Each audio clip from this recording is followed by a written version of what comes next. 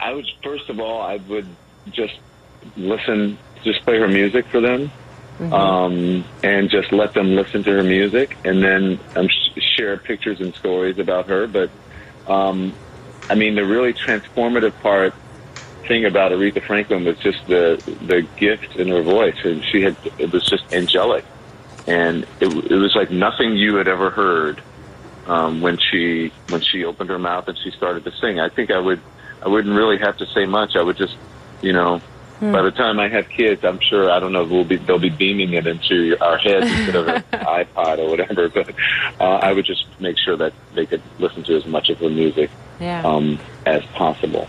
But can I tell you, Steve, Aretha Franklin, listen, she loved her regal persona.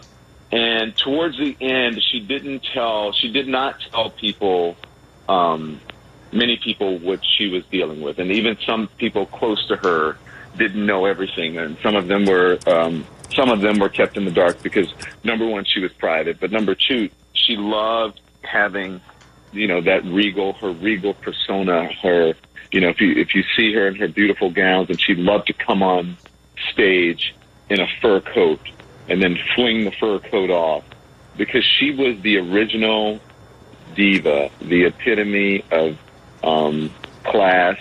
And if you open the dictionary and you look at the word diva, there's a picture of Aretha Franklin next to it. There you go. Let me read you what Quincy Jones, part of the statement from Quincy Jones just now. Aretha Franklin set the bar upon which every female singer has and will be measured. And she did it with the professionalism, class, grace, and humility that only a true queen could. And here's what Diana Ross just tweeted.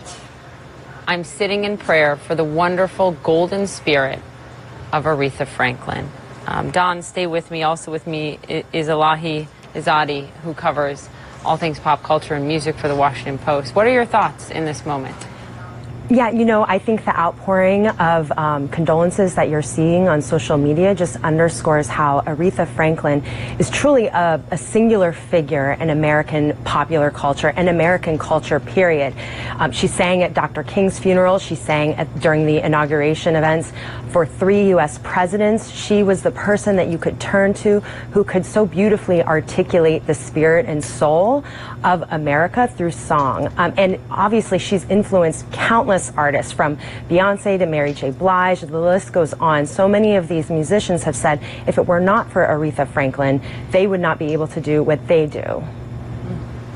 Don Lemon, back to you on this. Tell me a little bit more about your personal experiences with her, or having her on your show, as you can. I know some stuff is very private, right? I mean, she was more than someone you covered and interviewed. She was your friend.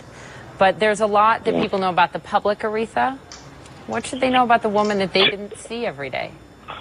I will tell you, but I think it's important I just got a word from Clive David, and I'll read the statement if you allow me. It says, I'm absolutely devastated by Aretha's passing. She was truly one of a kind. She was more than the queen of soul. She was a national treasure to be cherished by every generation throughout the world. Apart from our long professional relationship, Aretha was my friend.